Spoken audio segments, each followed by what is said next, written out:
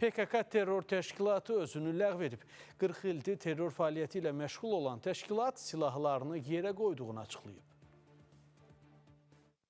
Türkiyənin aparıcı media orqanları bugün mayın 12-sində səhər saatlarında PKK terror təşkilatının özünü ləğv etdiyi xəbərini yayıb. 1984-cü ildən bu yana qanlı əməlləri ilə on minlərlə Türkiyə vətəndaşının həyatına son qoyan PKK terror qruplaşmasının fəaliyyətinin dayandırılmasına dair qərar təşkilatın bir neçə gün əvvəl baş tutan qurultayında verilib. Qanlı strukturun nümayəndələri silahlı fəaliyyətin dayandırılması və təşkilatın dağıdılması qərarının Türkiyənin İmralı adasında ömürlük həbs cəzası çəkən PKK lideri Abdullah Öcalanın müvafiq çağırışına cavab olaraq verildiyini açıqlayıblar. Türkiyə mətbuatı yazır ki, Öcalanın bu il fevralın 27-sində etdiyi çağırışa cavab olaraq 5-7 may tarixlərində toplanan qurultayda təşkilatın idarə şurası PKK adlı dırnaqarası missiyaya son qoymaq qərarına gəlib. PKK terror qruplaşmasının özünü ləğv etməsi və silahı buraxmasını şərh edən Türkiyənin Ədalət və İnkişaf Partiyasının sözçüsü Ömər Çelik özünün sosial şəbəkə hesabındakı paylaşımında bunu terrorsuz Türkiyə hədəfi baxımından əhəmiyyətli mərhələ adlandırıb. Terrorizm tamamilə bitərsə, ölkədə yeni dövrün qapısının açılacağını qeyd edən partiya rəsmisi vurğulayıb ki,